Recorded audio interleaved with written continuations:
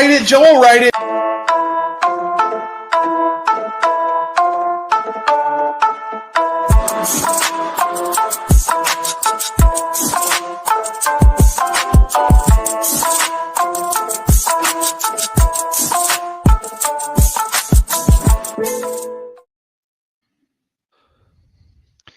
Welcome to the Cowboys Uncovered. Hey, big news, breaking news. Cowboys got a new head coach, Brian Schottenheimer, familiar face, already with the staff. The fellas and I, we're going to break it down today.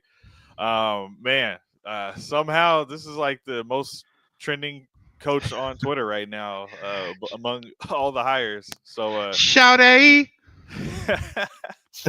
how you fellas feeling today? You excited that the mystery is gone and it's no longer looming over? What are your initial thoughts?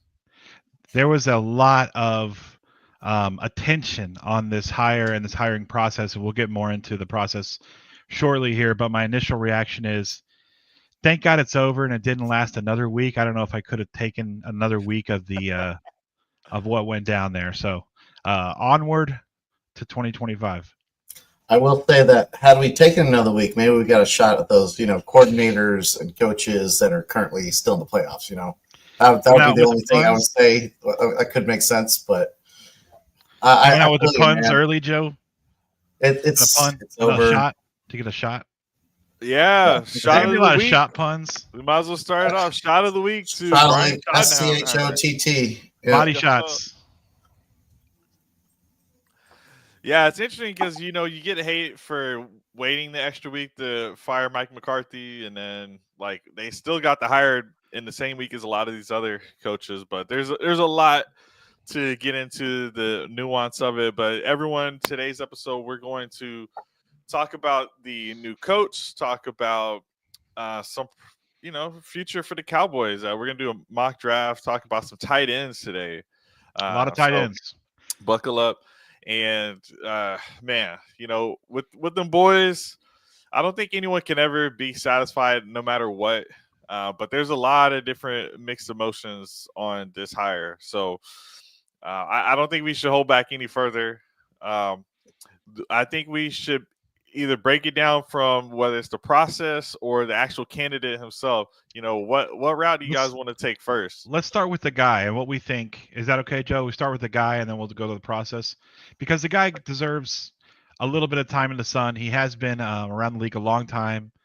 He had a very successful father who was the head coach in the league. Obviously, Marty Ball is from Marty Schottenheimer. So I want to give the guy his due. This is his time to shine. He could be the next Super Bowl winning coach of the Dallas Cowboys. He could be out in a year and a half in disgrace. The possibilities are endless. But I want to say the guy knows football. He knows the Cowboys. He knows Dak. And there weren't a lot of candidates that you could say all those three things about. And that's what made Jerry comfortable with him. And I think that's why he's the head coach.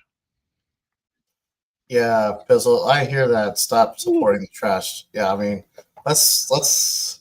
I feel you. That's exactly how I felt last night. There's still some of those lingering feelings right now, but yeah, I've been wearing I've been wearing Rangers gear all for past 3 months.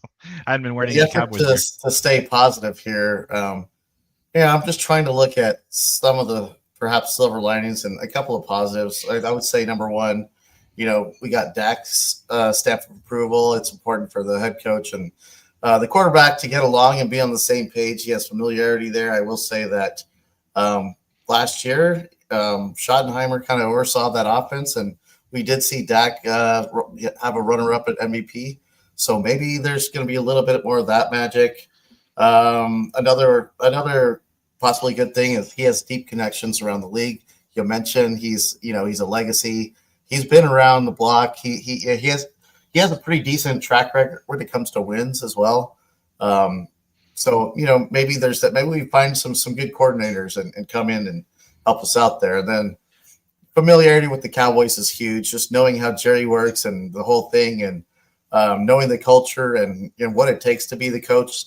In a way, he kind of saw how Mike did it, and he was right there for that. And The fourth thing I would say that he's got a chip on his shoulder now. Everyone's talking shit about him. We've got our own sort of things that we need to talk through, and it's kind of a wait and see for me personally. I hope that he does well. Now, those are the four kind of big things that are positives. But I think the worst part is the way we got here. Jerry taking so long just to do this, and the guy's been sitting on right by Mike McCarthy this whole time. Why didn't we give him a run? At being a head coach at the end of the season, if we knew that we weren't going to get Mike's contract done, and this guy might be our next in line here. I just think the whole process was bullocks. Yeah, I want to go over one more thing before we go to the tweet from David Helman, and that's this guy has this wealth of knowledge about football is mostly accumulated outside of Dallas. While he does seem to be he's an interior hire, he's a promotion hire to head coach. His years in the league were out or away from Dallas at successfully run organizations like the Seahawks, and that's about it. And you know what I thought was funny about Fizzle saying we're going to win 10 to 12 games? You think we're going to just win 10 to 12 games with Schott? I think that's an interesting way to put it. But if he does somehow get us back to 10 to 12 wins, after not looking great before Dak went down, I would actually say kudos, and that might be a good season one for this guy. It just depends on how everything else goes. Keep in mind, we have a really hard schedule. I think fourth or fifth most tough schedule in the league. So he's gonna have he's gonna have it ahead of him, man. Yeah, I know we had that last year. I was hoping that with the bad year we would get a little bit of an easier schedule, like especially since we're third in the division. But to answer your question, I asked that to our group chat if just Dak being healthy means that we get back to having those 12-win seasons. But you're right, Dak was kind of slumping a little bit before then, and part of that problem is not enough weapons. Ferguson was injured, Lamb was injured for a little bit. We had a lot of injuries, and again the injuries could happen again next year. But we kind of know the source of the reason we were sucking, and that's why we were better later in the season. So I do think that Schottenheimer may get credit for winning these games where we might have won those games anyway. But the real question is, are we able to improve upon not 2024, but what we were doing in 2023 and 2022? Can we actually progress in the playoffs? That's like 12 wins. It doesn't even matter if we get 12 wins if we can't do anything in the playoffs. So we need to hope he can take us even beyond that and not just get what Micah Parsons' talent is going to give us or CeeDee Lamb's talent is going to give us automatically. It's funny. I think Fizzle's right. That lacks a lot of heart and it lacks confidence, especially obviously in the big games. It's really easy to pounce playoffs on a crappy team and put up a bunch of points. But I'm going to argue that Schottenheimer's got heart. I think he's got heart. I think he can really earn the confidence of the team by maybe being self-deprecating. That's probably how he'll come into the squad. It sounds like Dak's a big fan of his. I don't really know how this is going to go. It's underwhelming. Let's move on to Helman's tweet. I think David Helman put it together perfectly here. I'm just going to read it, or I'll read most of it here. Yeah, it's going to be a failure. We don't know if he's going to be as good as Ben Johnson. We don't even know how good Ben Johnson's going to be. We didn't know how good Dan Campbell was going to be. It reeks a bad process to fart around for 8 days. I mean, that's entirely accurate. Failed to retain him. Bring in 2 former head coaches, not in high demand. I mean, you can read through David Helman's tweet. Here's an excellent follow. I believe it's with Fox Sports now. Then choose a guy down the hall who's not drawing interest anywhere, has not been a head coach, has not called plays for the Cowboys. So it's not to say he can't be a success so that he's not a good dude, just that the process of getting him feels neither thorough nor inventive, which doesn't inspire confidence, especially since the people running this process would have you believe this is a desirable job. So kudos to Helman for summing it up here. I can't tweet that long or I'd have to pay for it. But he puts together a good set of points here. And, I mean, we've just become underdogs again. This hire we could have been a contender in the division with a competitive hire, or with this hire, we're now perennial underdogs all year. And I'm going to be really pissed off if teams start to say, oh, well, and they poo-poo any Cowboy success, if we start beating teams next year, it's because of Schottenheimer. So we can't have it both ways. So he's got to get credit if we do well, and we can shit on him if we do poorly. I just think we got to have the right mindset of going into this. It's an unknown.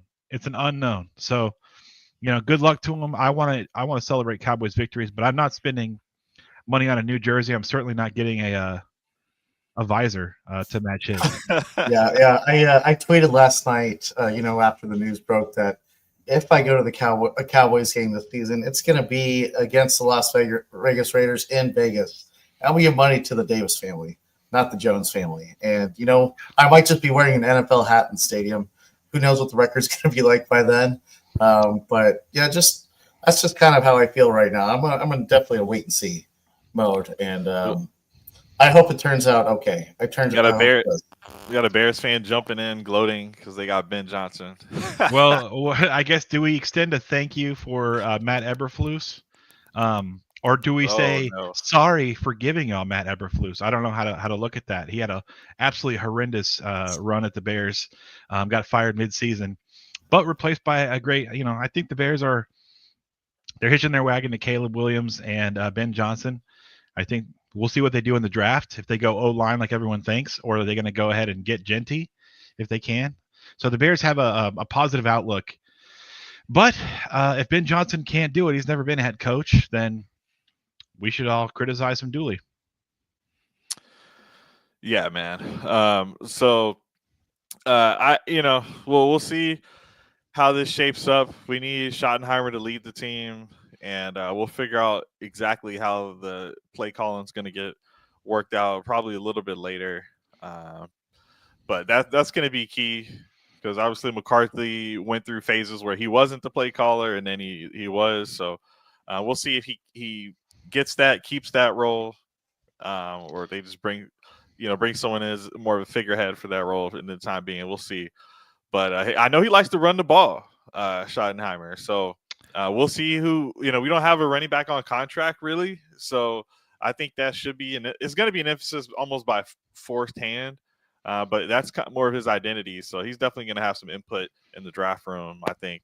Doesn't mean we're guaranteed Genty or anything, or more likely to get Genty or anything like that. But we're definitely going to be, I would say, acquiring through the draft a lead running back that's going to start day one. I don't see why you would do it in free agency, since we never do it in free agency. I'm banking on us drafting a running back. Yeah. I did hear, if you want to look at the optimistic side, I did hear some reports, actually one report. So it was just one, and it was just a sourced report, not an actual quote from someone. But they said that Dak Prescott liked that shot, wanted to steal more from the 49ers playbook, and that McCarthy did not want to do that. And so there was apparently at some point an impasse in which McCarthy stayed the course with Schottenheimer and people like Dak wanting to be more creative with the offense. So if you wanted a Shanahan tree guy, well, at least Schottenheimer is allegedly quoting to have wanting to steal from the Shanahan playbook. So that's something that's a positive, I guess. Yeah, I don't know what much. There's not much else to say. Yeah, obviously, 10th head coach in Dallas Cowboy history. 4-year deal for him. He's kind of got it. He's got the uphill battle going for him, I think. Everyone's saying that he can't get it done, and that nobody else want to interview this guy, and so maybe that chip on the shoulder is something that we needed. Who knows? I'm really excited to at least see who he might bring in alongside him. And the press conference is on Monday, so we'll see if he addresses that. Well, hey, also one thing, like people say that we settled for shot and everything, but there's no indication that these highly touted coaching candidates wanted to come to Dallas. In fact, Dave, it's the very opposite. We were talking about, hey, how does the process play into how you grade this, acquisition? And that's exactly what you're talking about. It's like, yeah, of course, it would be nice, Bears fan, if we could have got Ben Johnson, but he doesn't like Jerry Jones meddling in the pot. So that wasn't realistic. And he wanted max money, right? So, if you wanted Pete Carroll I mean, that he just isn't a long term. He has no long term aspect, right? So some of these guys, there's just elements to where there's not amazing coaching prospects anyway. Like I think we like Robert Saleh or Aaron Glenn, just defensive minded, but at the same time, I like having a guy who's more offensive minded. Yeah. Let me you know, to let me get pose that a is, question. yeah. Would you rather have stayed with Mike McCarthy, knowing that Schott would be our next head coach, or see how we run it back there, or what are your thoughts? I'm sorry. You're saying would I rather have kept McCarthy? Yeah, Well, knowing that Schottenheimer would be the head coach. Oh, I didn't want to no, bring back McCarthy, and he didn't want to be here. So Okay. yeah. you can't go into a lame duck season with the head coach and play it all the way out to the last minute of the contract. I thought that was such a foolish way to do it, and we all called it out as soon as we realized they were not going to fire McCarthy and he was just going to expire. That we were going to miss out on all the top candidate coordinators because they weren't going to wait around, and they have legit competition in Mike McCarthy. So what are they going to wait around? Potentially lose out on one of these 5 or 6 opening gigs or not. And I just think that was a poor way to do it, but it also kind of played their hand that they weren't interested in those other people. Would you rather take top coordinator money to be the head coach at Dallas, or mid head coach money to be somewhere else that's not Dallas? I mean, all of these top candidates were faced with that decision, knowing that Jerry Jones is not going to pay you $15 million a year. It's just not going to happen. So Good point by Max I Fire like as this well. comment here. Yeah. Yeah. Cohen, he was going to the Jags, turned down the job, goes back to the Bucks. He actually gets highest OC money in the league to go back to the Bucks, and then the Jags fire their GM, and then Cohen goes to take a head coach job, and this is all within a week's or less time frame.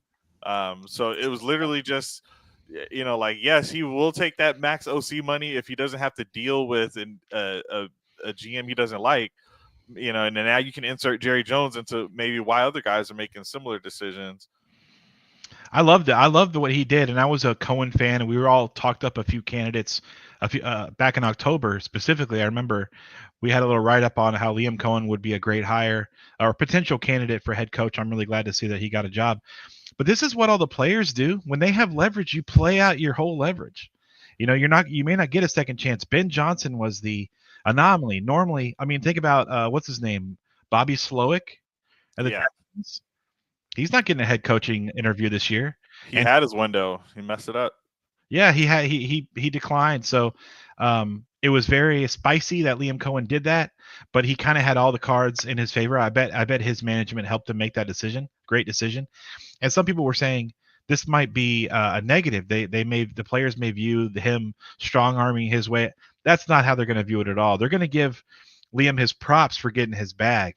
And I think that's going to earn the respect of a lot of the players in that locker room, like saying, no, I'm going to do it my way. I'm coming in. I'm going to get paid. I'm not going to have your clown Balky as my GM. And he walked. I mean, you walk into a car dealership and you have to be willing to walk away. And the guy stuck to his guns, walked away. 2 days later, Balky's fired. 2 days later, he's hired, back with a big bag of coins. So good for him. I mean, that's a solid negotiating technique, I will say. Where on the other hand, like, if you want to be the Cowboys head coach, you have to give up a lot of that leverage, right? You would be willing to say, okay, Jared, I'll listen to you. I'll do it the Jerry Jones way. And I don't mind you meddling and, picking the ingredients and whatnot. Right. But yeah, at the same time, he I'm sure he would love to be a head coach. If he got the interviews elsewhere, he'd probably, be happy with that as well, right? How does that interview go with Jerry? Well, because he gets to close the door and say, why I'm paying you $4.5 million a year, not $10.5 million. And he goes, I know the best real estate guy in Texas.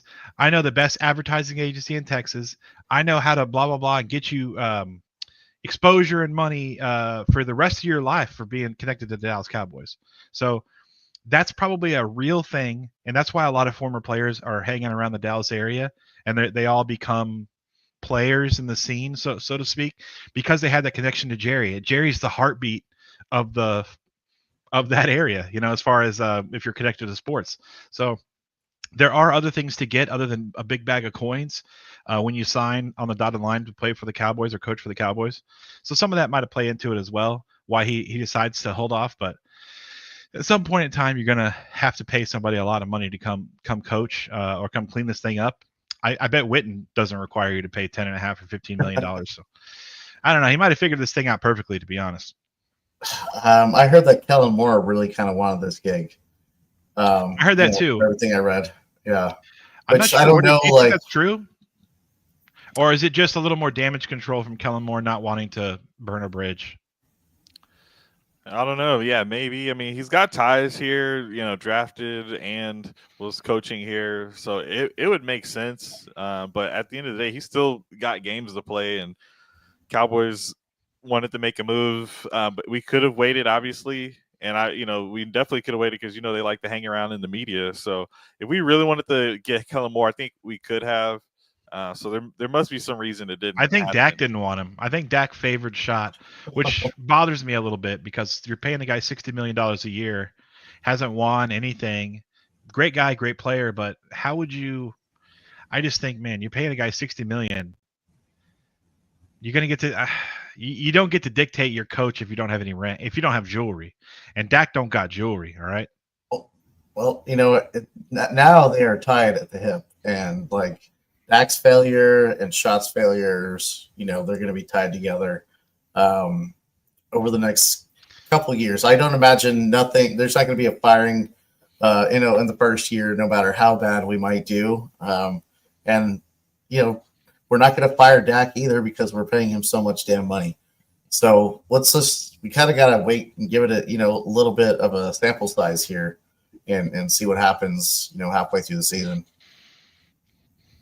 One of them's the baby and one of them's the bathwater. I don't know which one's which, but they'll both be tossed out at some point. Yeah, we'll see. We got to get some real results. We want some real results out of this guy. So, hopefully it works out, man. This is going to be a tough division. So hard. There's a chance the Eagles are declining, but they draft very well. Obviously, the Commanders are rising. We'll see about the Giants, but it's going to be tough. It's going to be tough. Yeah, the Giants aren't going to be tough, but I think the other ones, I think you're right. They're on the way up. So as we transition from lamenting and maybe possibly being okay or whatever you talk yourself into your feelings for this Cowboys team going forward, we do have a great opportunity to build this team up through the draft. I can't wait to talk a little bit more about who's available, and we got some tight ends coming your way here shortly. A bunch of them. Yeah, absolutely. Sure. So, we can transition, man. We just had the, really cool playoffs here, and do you want to do our predictions? I guess maybe we leave this weekend behind and go all draft. Okay. Predictions of this championship weekend. Fine. Let's do it. Two NFC East teams playing for to get to the Super Bowl, and obviously it's not the Cowboys. That's brutal. Yeah. Let's see. What do we got for score predictions here? So first game is Commanders Eagles at 2 p.m. and I'm gonna ride with the Commanders. Ultimately for me, it comes down to the quarterback. Jalen Hurts is a little bit banged up. I'll take Commanders to win it by like 2 points. Give me 33-31 Commanders. Interesting. That's very close to what I was going to do too. I'll go next here. I think that Jaden Daniels, the youth movement, and the Eagles have some vulnerabilities on defense that have just not been exploited up until this point. I'm going to take the Commanders as well. I'm going to go with Commanders 31, Eagles 24. And a fun game. I can't wait to watch it. Yeah, this is the third time these teams are going to meet this season. And to be honest, playing on the road right now doesn't mean shit. So I think this favored by 6 line should really be like 2, in my opinion. And I have the Commanders winning. They got the healthier quarterback. 27-23 is my score prediction here. All right. So how about this Bills Chiefs? I know that the other one's division and is more relevant, but let's just knock out this Bills Chiefs. Yeah, man. I'm going to take the Chiefs to just win it, and I like the close score because all their games have been close. So I'll just take Chiefs to. I know that to pick the other one to win by 2, but I'll do Chiefs win it by 1. Somehow Bills cover, and we'll call it 25-24. Chiefs. No, 24-23. Boom. Chiefs win it on a field goal. All right, I'll take the next. I'm going with Bills. I feel like they've got the energy. They've got the must-have. It feels like they're at a fever pitch right now. They've got to be ultimately pissed off. So I'm going to take the Bills 34-24, finally getting over the hump, putting this sassy, gross, hard-to-watch Chiefs team away. I hope you're right, Dave. But I got Chiefs winning at home. They have an undefeated record at home this season, while the Bills are 5-4. Chiefs win it 30-28. It's going to be super close, and the Bills do have a shot. I will say, either way, we're rooting for either of these teams to win the Super Bowl. Correct? Are we getting agreement on that? All right. Probably. Oh yeah. Yeah. I mean, no, I'm rooting for Jade Daniels. Yeah. Yeah. I would love to see a rookie win the Super Bowl. I only watch sports because of like crazy stuff. I either want to see the three-peat that I've never seen or a rookie win the Super Bowl. That's it. But you don't want the Eagles to win. That's I like a revenge. I think we can all be in agreement. If it's Eagles versus Chiefs revenge game, like I'm still rooting for Chiefs, but like I like a revenge game, especially like in the actual tournament, like the Dallas Mavericks versus the Miami team, or whatever. Spurs versus Miami. Exactly. Yeah. All of those teams got through it, lost to one, and then they lost to the other one after. Like I love that. So anyway, let's get off of this game. This is not Cowboys content. Get out of here. Yeah. So it's anti-Cowboys. And then predictions in the chat. Washington getting rolled. I can totally see it. Eagles just have too nasty of a team. Like at some point, that has to pay off for them. Bills. These playoff games have been too close. I don't think anyone's getting rolled, man. Worthy takes the top off. Yeah, the Chiefs got healthy at the right time too. That kind of helps. Like I was saying before, college football. Joe was at the game. His brother who went to Notre Dame. I'll let you take it away from here, Joe. Yeah, it was a lot of fun. Obviously, rooting for the Irish to win there, and it was just a great experience. I've never been to a national championship game itself, no matter what level we're talking about. And so, yeah, it was just a great experience there in Atlanta. My brother, obviously, he went to Notre Dame. We did some tailgating. That was a lot of fun. He saw some guys he went to college with. They hadn't seen in years. Those were our seats up there in the top right corner. Pretty solid seats. Pretty exciting game to begin with, at least. Notre Dame comes out, scores first, and then Ohio State scores like three straight. And then we ended up coming back and making it a one-score game. And so it kind of got really exciting at the end. And, great memories no matter what. Shout out to my brother Isaac. So that was really fun. Heck yeah, man. That's awesome, dude. Got to see a lot of prospects there on the field too, man. I'll tell you what. Yeah, it's something different when you've like actually, done a deep dive on these guys. Exactly. Yeah, I was watching it with your other brother while Zach was being Mr. Mom with a newborn. So it was a really fun game to watch. And I love when they made it a game late because that's the whole thing. It's like you're gonna take your foot off the gas. You're gonna let these guys come back, and the Irish had a lot of fight in them. So it was a good game overall. It's unfortunate that they just let it get out of control early, but they showed their heart late, and it was an entertaining game. Future Cowboys coach Marcus Freeman was there, so we'll see what happens. There you go. Yeah, I love him as a coach, man. I'm sure he got the bag off of that performance. Yeah, $20 million went to Notre Dame for winning that, or for getting that far, apparently. So the team in their conference. So that was a really funny.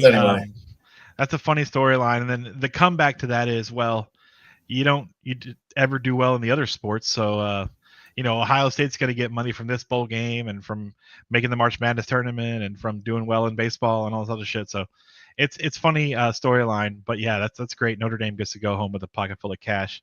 Don't have to split it with anyone. Well, now they get to pay their players a little more, right? Get some more recruits in. Exactly. Maybe ask what's his name, Mr. Pope, for a little extra spending money. Yeah, right. All right, so let's get into some of these prospects in the mock draft. Yeah, Ty Warren can be serious threat. Ty in Warren. PPE sets. We're gonna hit on Ty. Iceberg Him and Slims Jake are right on top of Ferguson it. would be awesome together. And then last one for Wild Bill. The guys, I think Brian Schottenheimer may be a surprise. He never been sniffed for a head coaching job. It would piss me off. He's going to want to show something that everybody else missed on. Yeah. I was talking about that chip on the shoulder, man. Underdog mentality. Yeah. He'll pull a Jordan. You're going to take it personally. We'll see what happens. I'd love to see him celebrating, man. we need more than 7 wins next week. Jesus Christ. Or less than if we want to get a pick. Quick question: is Graham from Michigan the comp for Jalen Carter, Mason Graham, or Jalen Carter? Yeah, who would y'all rather have? Mason Graham? It's got to be Jalen Carter. He's like, I think I'd rather have Jalen Carter. Michael Parsons type talent. Let's slow it down. Warren, let's slow it down for a sec, Alex. I love this. We got a lot of engagement here. Let me say Mason Graham versus Jalen Carter. First of all, Jalen Carter is a beast. He's a monster, very hard to control. Mason Graham controls the guy in front of him. Jalen Carter goes through the guy in front of him. I think the difference is power and speed versus power and big power times 2 is Mason Graham. So you're going to get a lot more hits on the quarterback with the Jalen Carter, but Mason Graham's going to help control that line of scrimmage and open it up for guys like a linebacker to come shooting in, really stuff the run game by taking up those blocks and pushing them backwards. We did Mason Graham, right? Or have we not? We haven't done Mason Graham. I'm excited. We haven't. We did Abdul Carter. We did. Well, Abdul Carter.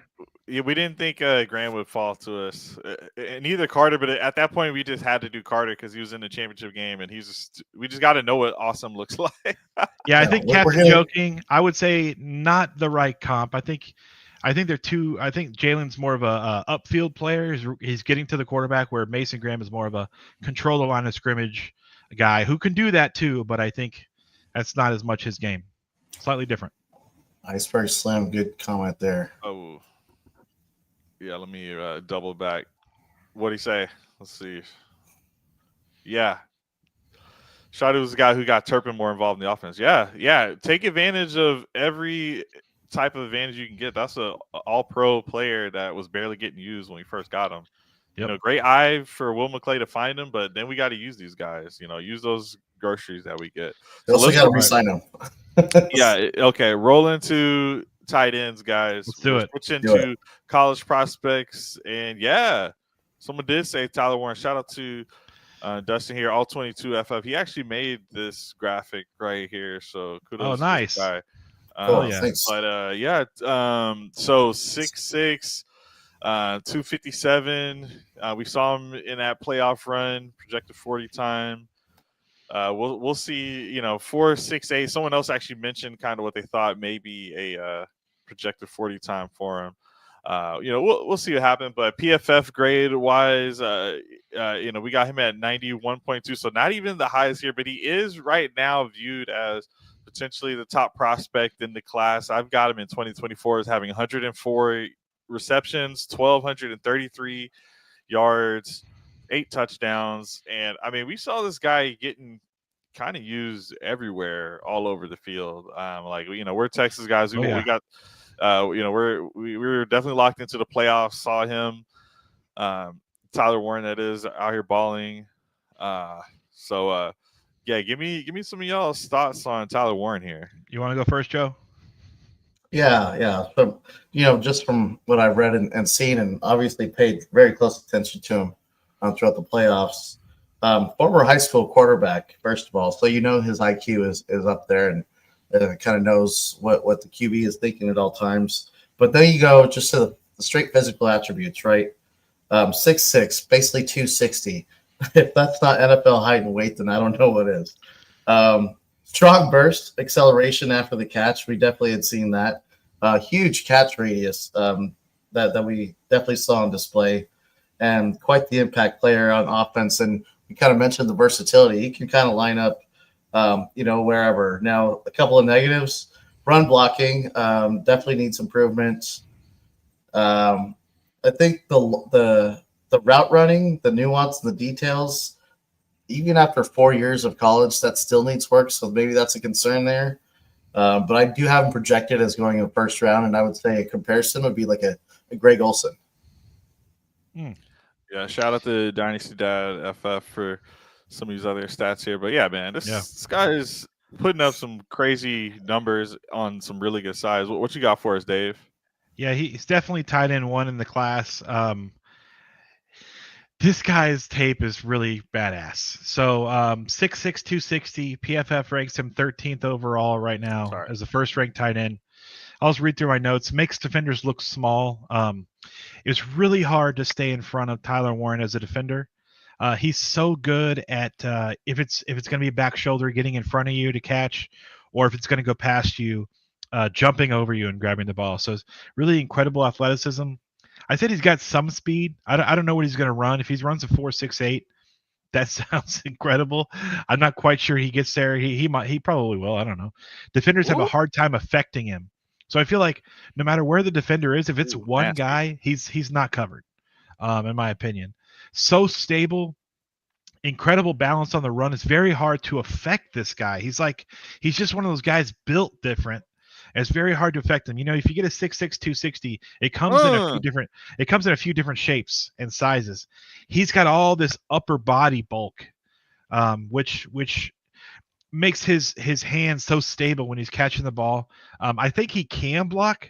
I saw at least one or two blocks, so I didn't see all the tape, but he got a couple blocks on some people. That was in pass pro though, so I'm not quite sure how well he does. I got a running block out in reel. front. Here's a block reel. James Let's do it. Let's take a look. Forrester, No Flags Film. Shout out. This is just keep talking, but yeah, they got him highlighted here. 44 on the right side. Yeah, so he's tough as dirt. Doesn't matter where his defender is. Never seen a tight end carry the ball and gets 30 yards as in a running play, and he had at least two where he did that. Goes all the way to score on a play. Savvy, smart routes, understands how to get open in zone. I think there are some guys who might be better at that in this class, but I thought he did just fine doing that. And again, doesn't matter where the hell the defender is. If it's one-on-one, he's open. Pretty awesome. Yeah, and I got him as a 1. Let me double check. Did I have him as a 1+? No, just a 1. So I think he's the middle of the first guy. About pick 15 or so is when I think this guy should go. But a team that really wants him, you're gonna have to take him at pick. I mean, is he gonna go ahead of where the Cowboys draft? I've seen some mocks have him that high, but we'll see. I think he's gonna go in the middle of the first round. Yeah, really talented. So one more fun stat. Y'all remember 9 of the catches from a receiver type player were to Tyler Warren. 0 actually caught by wide receivers, and one of those was a drop. So only 9 catches by any receiver player, and they're all by Tyler Warren.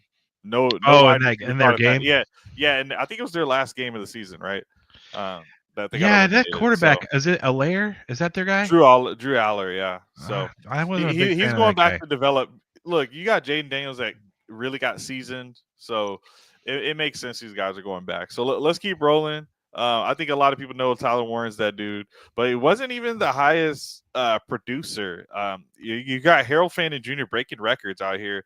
117 receptions on 150 targets for Bowling Green. 1,555 yards. I mean, this guy had a 96 PFF receiving grade. Dude was out here cooking. Wrong one. Yep. So here's his stats for this season and last season and the year before. So you can see he got better each year at the bottom. Goes from 68 to 85 to 95. So any vibes on this guy? And again, we didn't jump off the top with it, but are Cowboys taking any tight end? And look, Warren may be early, but maybe some of these other guys go later. But do we have a need? There's one more year left on Ferguson's contract. Then we have to make a decision. It sounds like they want to keep him. From the last thing I heard, it's just not a trend that we've actually done. We usually just let these tight ends walk. Yeah. Quick note on that. I believe they're more likely to let him walk simply because of injuries. It's been tough to keep him on the field. He had that horrific concussion that had him out with some wild symptoms. And he also, I think he hurt his knee or his leg the year before.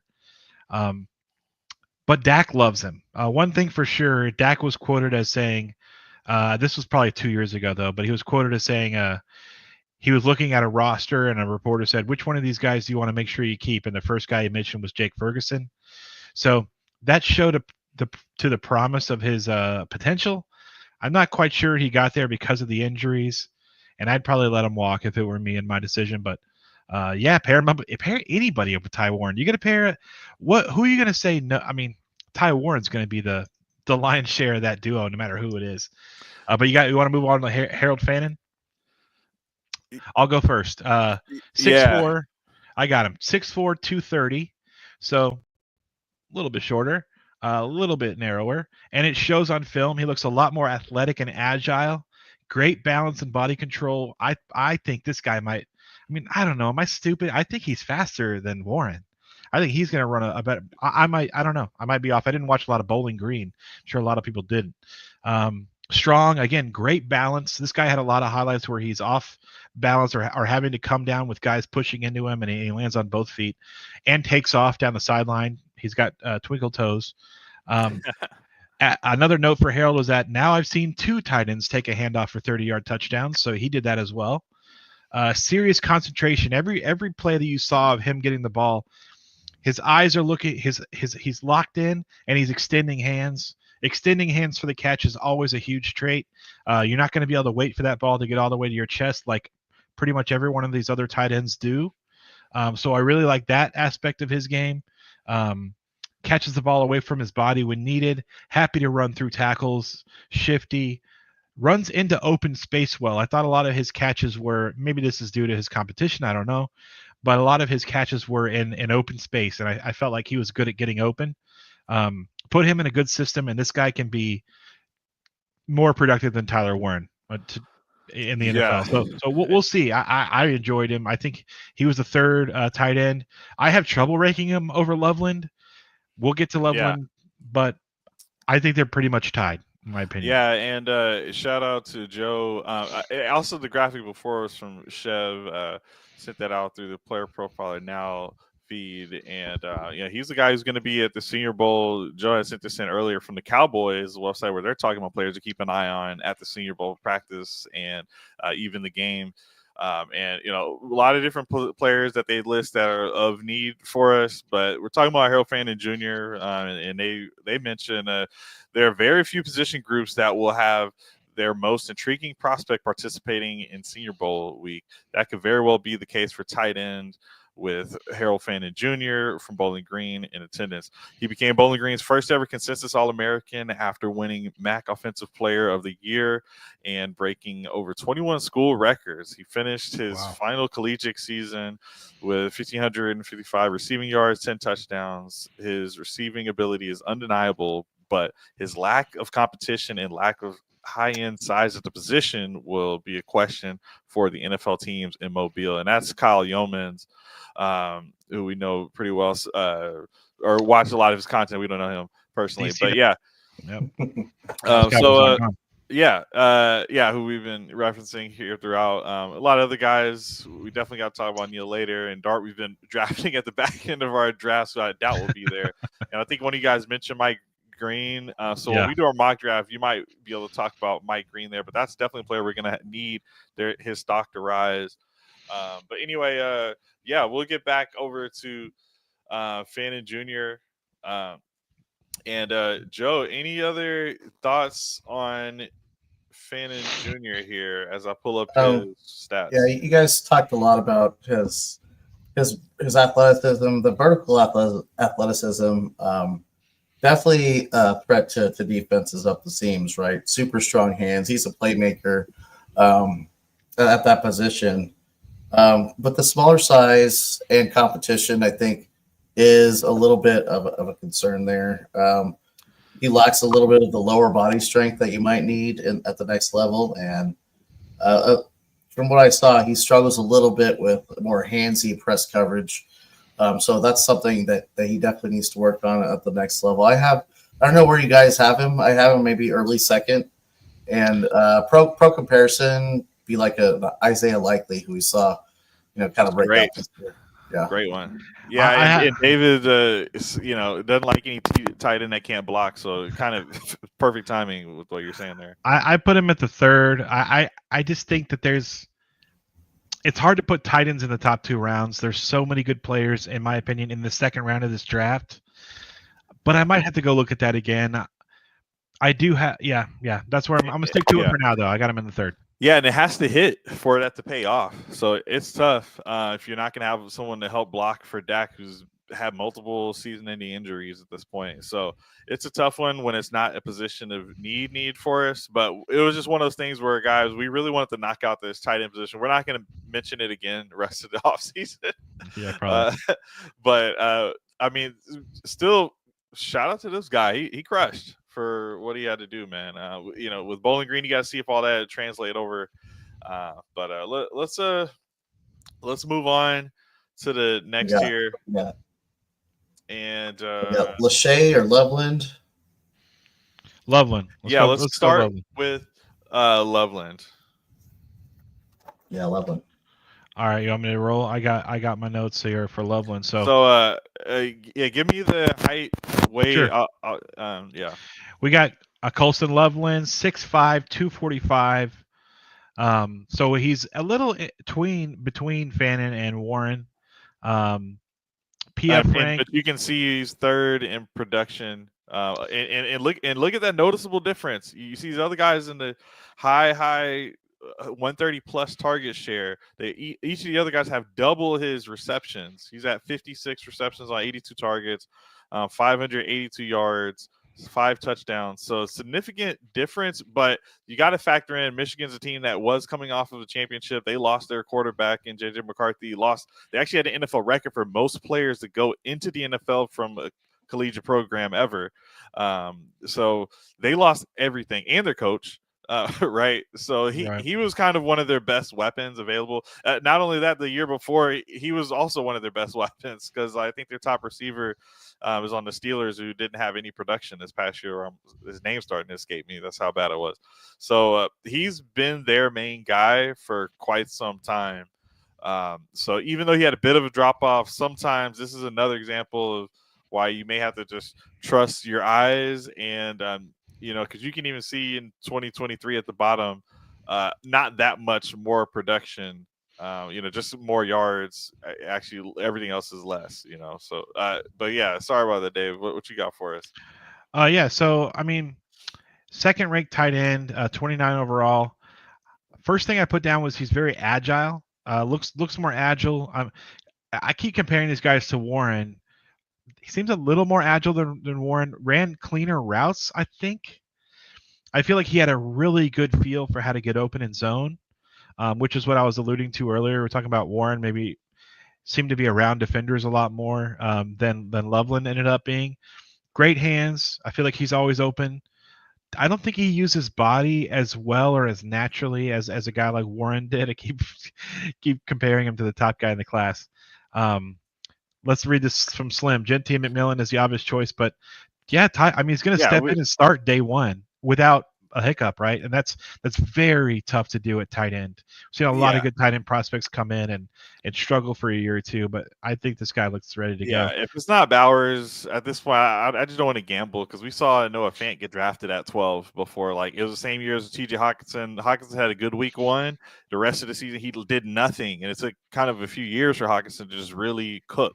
And he was a top 10 guy, so it's just so risky to actually make that pick. And Iceberg, we did a bunch of mocks that we took Gentee. McMillan still has not fallen to us in any of these mocks. Yeah, and then I'll say T-Mac. Loveland, real T-Mac. QB friendly. I feel like he doesn't play down the field as flashy or awesome as Fannin and Ty Warren. I feel like I don't know, maybe not as vertically gifted as far as down the field goes. But he runs into space well, tough to guard in the scramble drill, finds the ball well. Would have liked to have seen more from him. Obviously, like you mentioned, the team kind of blew up. But a team's going to get a great prospect here. I think he goes late second, or I would take him late second. Maybe even the third round, to be honest. I have him and Harold Fannin as two different flavors of ice cream, right at the same place, with Tyler Warren considerably ahead of them. Yeah, let me just hop on that. So he's this big guy too, right? Almost 6'6", 6'5", 245. His wingspan is 79 inches. That's humongous. So plus level athletes for his size. Good post catch burst acceleration, outstanding catch radius because of that wingspan. He's a very solid route runner as well. So he's one of the more polished tight end route runners that we have coming into the draft. So just keep that in mind. And then his vertical speed, he actually does have some sneaky speed, especially for that size. A couple of things to note. He did have some drops throughout the season, more of a concentration issue for him. He needs to work at the pad level in the run game a little bit. You saw him kind of get pushed around a little bit, not being the lowest man. And then he needs to just bulk up a little bit from that frame. And 245 at 6'5", feels like he could add a little bit more there. And then I have him going in the second round, Dave, and I think a comparison for him would be a Tyler Eifert. Okay, makes sense. All right, I like it.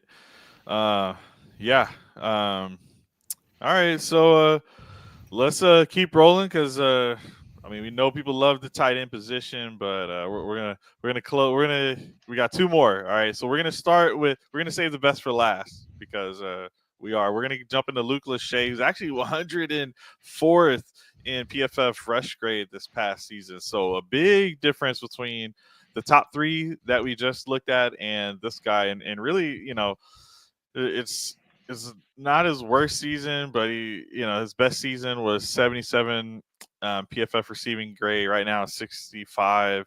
This year, only 28 catches. But there's one of those things where we got to take a look at the Iowa tight end. They just had such a history of producing. It was actually kind of a guy that in the past years we were like, oh, maybe this is the next good Iowa tight end. And there's just other tight ends that have clearly emerged, but overall I like the class, and this is kind of normal tight end production of old, to be honest. And 6'6", 247, he's got the size. I think the team will go after him because they know he's got some ability to block there, but just different level compared to these other guys. So I'm expecting, due to how many tight ends are in this class, there to be a little bit less demand. So I actually think he might actually slip into the fourth round, which is kind of why I think, even though we don't have a fourth round pick, I think this might, maybe even slips into the fifth. Maybe we trade up, but this is or I wouldn't trade up for tight end, but this is a guy that may be more realistic for the Cowboys to actually take. Whereas the others, I'm not sure we're actually going down that path. Yeah, I would definitely agree with that. Want to go next, Dave? Sure. So not as exciting. Big guy, 6'6", 247. PFF ranks him all the way at 185. That's barely draftable. 15th ranked tight end. So let me go with the positives, because you might be able to have this guy. We know the Cowboys have 3 fifth-round picks. This guy's probably going to get taken with somebody's 6th or 7th round pick, I would guess. What you're going to get out of him is a shifty guy, great at playing against his man. So I feel like he plays zone well. And when he's running up against the defender, I feel like he makes the right choice. I feel like he's a smart player. I saw him run up to his defender and make the right move to get open for his quarterback. Big ass dude. I feel like he runs crisp routes. He can't really get away from guys when he has the ball in his hand. He's not really breaking many tackles. He's not running away from people, which tells me he's going to have a really hard time being a TE1 at the next level. I feel like he's already near his ceiling. Not a game breaker, but a good safety valve because he's such a big target. He has good hands. But he's gonna. I mean, this is the kind of guy that could come in and be tight end 2 for a team right away. But I think you're hoping he develops more. I just don't see that he has the physical traits to be much better than at most a tight end 2. So that's where I've got him. Unfortunately, I think that I put him as a 7th round grade. I may need to watch some more of the tight ends to know, but that's where I got him. All Yeah, right. you mentioned he's outside of the top 10 for tight ends, deep class for that. So he could fall, beyond the 4th, like you mentioned. I will say he's got a pretty solid catch radius with that 6'6" height, and he's reliable. You mentioned like a safety blanket type. He would be great for that. He's got really strong hands. He's made a lot of tough catches on the sidelines and in traffic. We've also seen him line up in the slot and at wide receiver this season. So he's pretty versatile when it comes to lining up wherever and be able to run those tree routes. And then if you didn't know, his father was a 3-time Pro Bowl tackle in the NFL, Jim Lachey. So he's got a little bit of that pedigree. But he's not fast, Dave. He ran almost a 4.8 in the 40. His blocking definitely needs some refinement. He also had a significant ankle injury in 2023 that kept him out most of the season. So durability is in question as well. Fourth, maybe 5th rounder. And I would say he kind of compares to another Luke that we're familiar with in Schoonmaker. So that would probably be my comparison. Also hearing that he is the nephew of famed 98 Degrees singer Nick Lachey. I think that's BS. Is that right? Well, I have sources. Cite your sources. Nick Lachey told me. All right. Anyways, we got one more for you. Boom. Texas. Right. Gunnar and Helm. Hook 'em. So another guy that we got an extended look at in the college football playoffs. And this is a guy who, we had another tight end named Night Black who it looks like Gunnar Helm, just supplanted him. And there was a story of Gunnar Helm saying he was better than Jatavian Sanders, who got drafted into the NFL last year. Like he told the coaching staff, I should be playing more. And he ends up outproducing Jatavian Sanders this past season and kind of proving that he was right. He's blocking better too. So, this is a guy 6'5", 250, decent size there. In this last season, 677 yards, 54 catches on 64 targets, totally fine numbers, and a good blocker. Low drop rate and decent receiving grade of 78. So, I think this guy could be a steal for some folks. Not sure where he would be drafted. Still just hard to imagine with the depth of the tight end class, he gets drafted super high. So, I have a kind of a ceiling of 4th round. But how are you guys feeling about Gunnar Helm here without the bias? Yeah, let me jump in. So I got him in the middle of the 4th. 6'5", 250, so big boy. PFF ranked 73, 4th ranked tight end. A little less athletic than the top 3 guys we were talking about, but he gets open. He's got good hands. He attacks the ball when it's coming to him. I don't think he has a dynamic skill set, as in I don't think he reaches the top speed or he blows people up with a big truck move or anything like that. I don't think you're going to get jaw-dropping wow plays, but he's going to be in the right spot. Very savvy route runner. It gets wide open, which may be Sarkisian's offense, or I do credit Helm for having that skill. Can push defenders down, doesn't run over them or pass them. Good concentration, great in big moments, got clutch gene. He adjusts to the ball well. There were some if you watch every throw that Ewers threw, Ewers is a good quarterback, but he has some trouble putting it on the numbers or leading his receivers. So you saw a lot of Gunnar Helm making weird catch, having to drop back a step and catch the ball. I thought he had really good ability to adjust to the ball in the air. So that's what I like about him. His size and his I think his ceiling are yet to be that combo puts him in the 4th round for me. I'd love for the Cowboys to end up with this guy. I think that would be, if they can get him with one of their 5th round picks, I think that would be a solid move. Yeah, keep But him I think he'll be gone by the 5th round.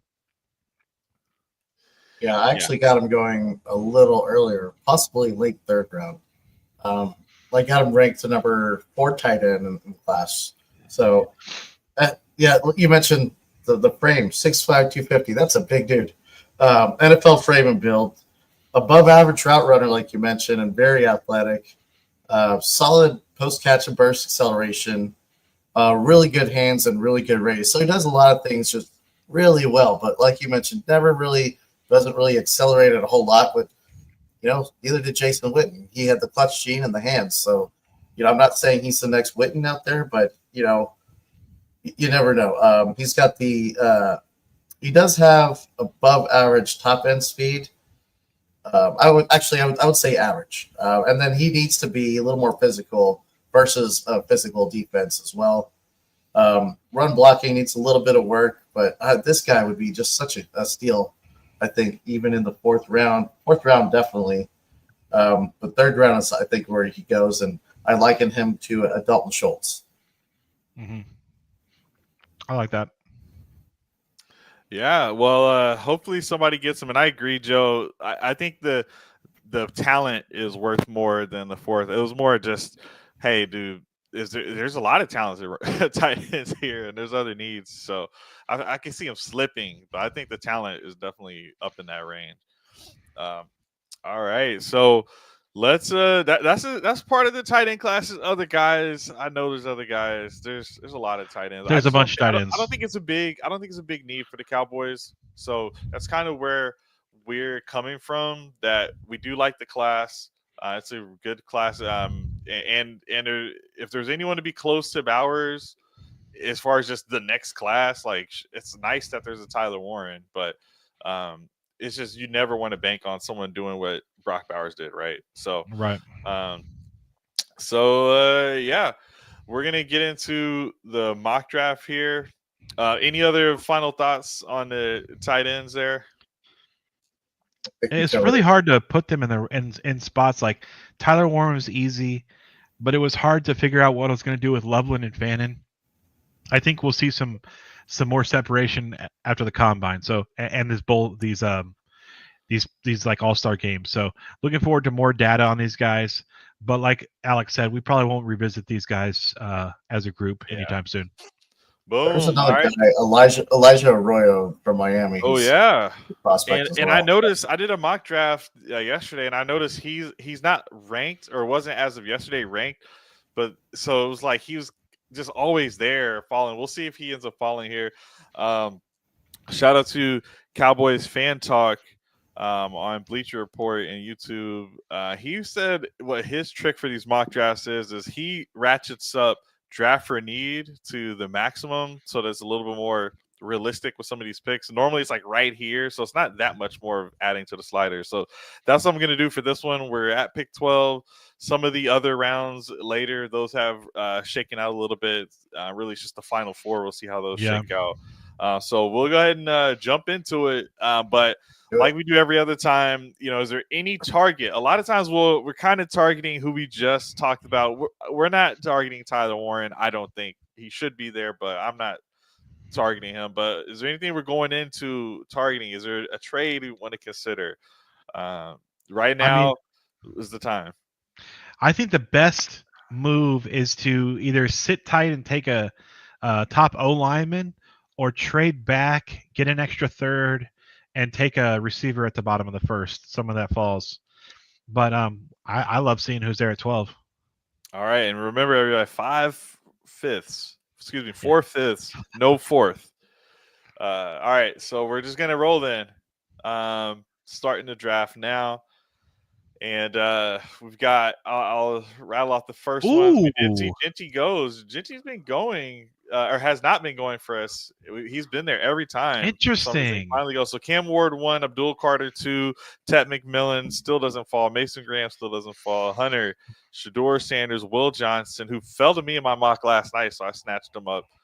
I'm actually thinking of Will Campbell, is available Yeah, here. we're looking at the top tackle available. All right, Luther Burden, James Pierce Jr., who we reviewed all of these guys: Burden, Pierce Jr., Genty, and then Mike Green, who we were talking about in kind of our thread there. So now is the perfect time. Can you give me your thoughts on Mike Green, and then go ahead and dovetail into this next pick?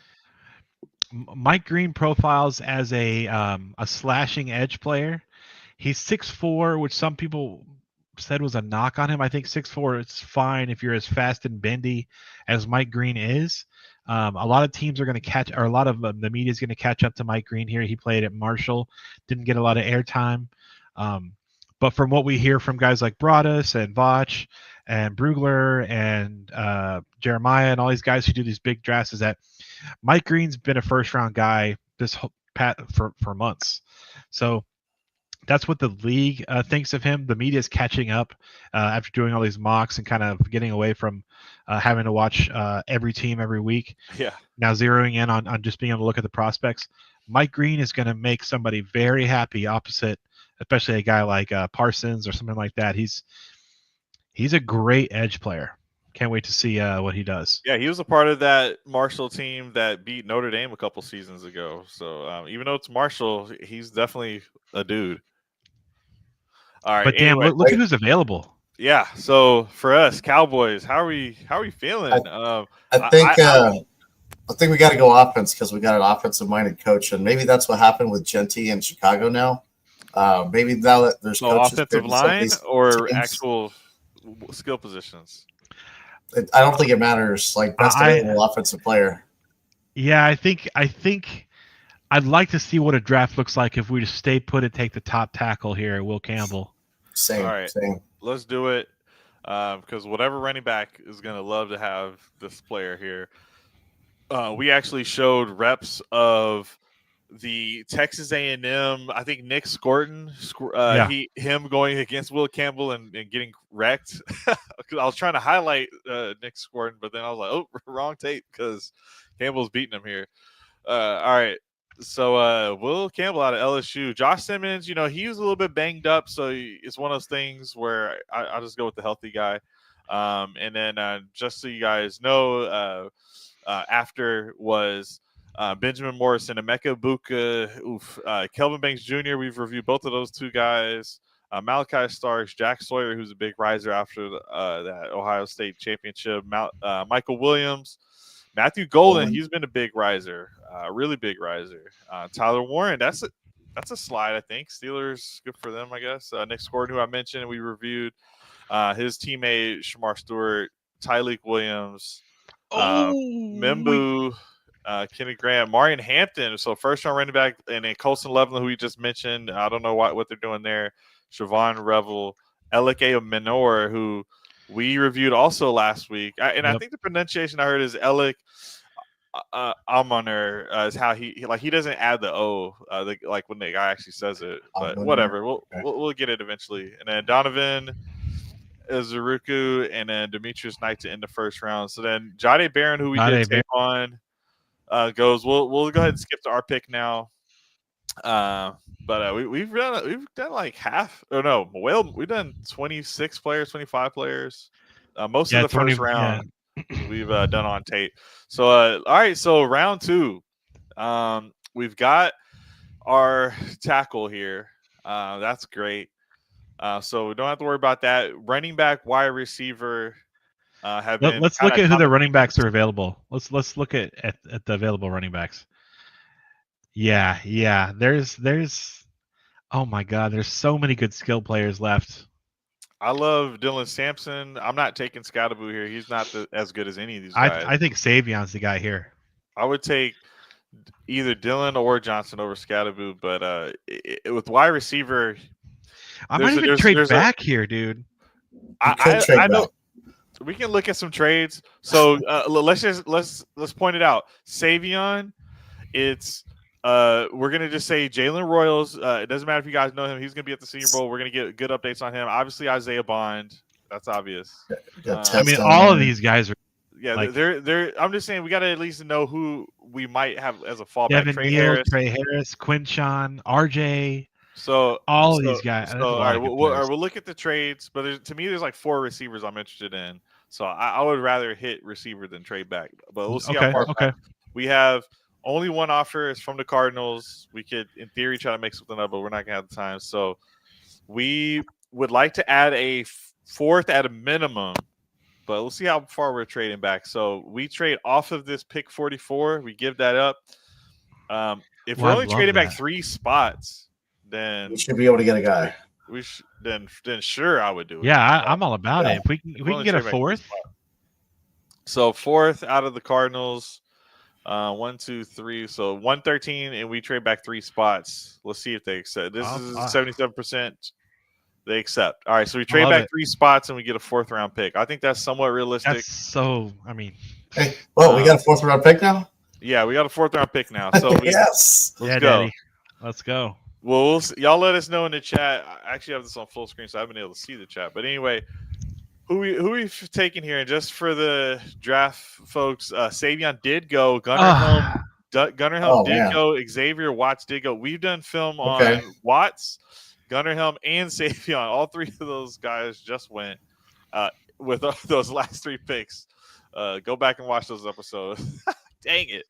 That sucks. I want to Savion so bad, but that's okay. He was up there. So and we're gonna make a pick here. I'm just letting you guys know, like, there are other teams that would be interested in making trades, but it would be to trade back to 60. So from 47, I believe that is 13 spots. But there's now only 3 receivers I want left. I don't want to get wiped out. We gotta give Dak a weapon. So I totally agree. We're making moves. And I think it's What do you think about Restrepo? What do you think about? I've heard incredible things about his route running and his ability to play the slot. But we know we like to line CD up there. So my co-host Biggs, he was just talking about Restrepo in a mock draft he was doing, and it was just funny how he was talking about how he wasn't even watching the game and he keeps hearing Xavier's name get mentioned over and over and over. I remember one of those Miami games where he was the driver for them making a huge comeback. And they just leaned on him in the second half of that game. I think it was the end of the second quarter, and in the second half of the game, he was like the main guy. We got another batch of receivers to do, boys. But there's still got I still like Harris. I like Harris more Jack than Besh anyone. is supposed to be good too. Even Jalen Royals is solid. Yeah, I would be taking Harris here. I don't like how the ADP has him. Is there a running back? So where I won't get killed. Let's look at the running backs. Like, Caleb Johnson, dude. I think Caleb is better than Samson. All right, let's take him. Let's take him, and then hope our. Sorry, I got him as where's a 2. Next pick? Next pick is 76. Oof. Well, we should be able to. We'll get one of those guys. All right, let's draft the running back. All right, we're gonna. This is scary. I need my guy to fall. Oh, I took the wrong guy. Dang it. That's okay. All right, Jerry. I took the wrong guy. Damn, I can't believe that Henderson is still there. What? Well, let's just get Bond or Trey Harris. Trey Harris. Yeah, Bond is great speed. I just didn't like that he didn't produce this last year. Right, same. I wanted to see that. Sorry, Dave. That drafting for need, move those running backs down the list. Here's your boy Elijah Arroyo. El Arroyo. We gotta go defense next one. Yeah, half off margaritas, El Arroyo, if you know in Austin. That's right. All right, so let's do some edge, right? I'm out of names here. I don't know these guys. David Walker's been a riser at edge. In my last mock, I took the Virginia Tech edge, but I'd like to switch it up and go David Walker. But we can just go BPA for the. I'll take your recommendation, dude. Whoever you think. Yeah, we'll go get it. Or is Miami edge? Scroll down just a little bit, see who else is there. Good running backs here. Yeah. Damian Martinez. We have running backs and wide receivers. Martinez is a must. We got to look at Martinez. Yeah. I just drafted him in the 4th round of a little rookie mock draft. All right. Let's take an edge. Take your guy. Our last pick was Virginia Tech guy. Trey Harris. So then let's go ahead and take the. Yeah, we can do the Virginia Tech one. F it. The highest rated. BPA here. We don't know all these guys. We haven't watched them yet. So We got this edge rusher for a 3-spot move down. That was nice. Oh yeah, so that was our bonus pick. Yeah, a little help on the edge. So here we're in the 5th round. I mean, I would say you have to draft a Quinn Ewers in this range if he was there. I don't know if he would be there, but we don't have Trey Lance. And in theory, the contract issues with I like the idea. Cooper Rush. We don't have Cooper. If you I don't want know any of Arroyo, these schools. Joe, because you mentioned him, we can take him. I don't really care. Let's take him, and we can probably get Quinn Ewers with I don't know if Quinn will fall in our. We have 20 picks between this next gap. Just take Arroyo. It's just we know Dart is falling in these mocks, so we'll Yeah. take a little Arroyo. I know we didn't review him, guys. That's fine. Okay, you can still get Quinn. And sorry, I'm going to tight. I'm just curious. Okay, yeah, Gunnar Helm was gone. I was making sure. There's Luke Lachey way down there. Yeah. We'll go Ewers here. Yeah. A little backup quarterback. So these are guys. Just point it out. This is not a need-based pick with the Ewers or the Arroyo pick. Oh, So dude. Some folks. I like this. I like this Majors pick. Possibly. Yeah. Well, I mean, I don't know much about Jared Wilson. We took Majors in one of our other mocks, so we can switch it up. We got Jared Wilson, this Georgia kid. We need to look at some more linemen too. That'll be down the list. and a one and dine. Okay, so just do best player available at this point. Yeah. Ooh, Smail Mondon. Yeah, we've definitely taken him. Supposed to be pretty good. Yeah, well, we've got right. Only one more 5th, but then it's only 13 pick gaps in our 6th round pick. So if there's any of these BPAs, you mentioned David Walker. He's still there. Take him. Take another edge. We'll take him. We'll see if Schmel is there. He did go. Sorry. We can probably get him next pick. Yeah, let's do linebacker. Linebacker, we probably need a linebacker if Kendricks we got is gone. the injuries. Yeah, yep. So final pick. This is what I'm saying. What running backs? Let's look at running backs. I feel like I know the most. I love that idea. Donovan Edwards, dude. On the cover of NCAA, but had an awful season. Yeah, look at this. Oh man. I wish I could just see the stat line here, but okay, yeah, yards. Here we go. 592, 127 attempts, 4 TDs. The offense wasn't great. I don't like Donovan Edwards. I didn't even like him last year. He was only good in the championship game. He's better. Raheem nicknamed Rocket Sanders. Maybe he still has some juice left in the tank. I know he's dropped off a little bit, but that's what about receivers? Let me do it again. All right. Yeah, it's Joe Dirt. We've drafted him before for Joe. That's right. I might just go BPA. I don't really know those guys. I'm not going to sit here. All right, so let's take it. Whatever. Do you want safety or just another? Safety might be a good idea. We could use some more defenders on the back end. All right. Just get a little diversity there, but overall, we got all the positions we wanted at each one. The only missed pick was Dylan Sampson over your guy Caleb Johnson. Yeah. Dylan Sampson was BPA. It was just an accident. So we got our trade in there.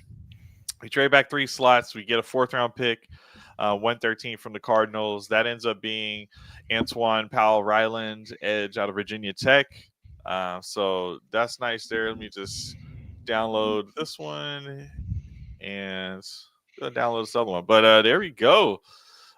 Take a look at that first round. We go with Will Campbell, guard out of LSU. I like that, especially when you have your quarterback coming off of injury, just an idea of how to protect them and bolster the run game simultaneously when you got a run first head coach.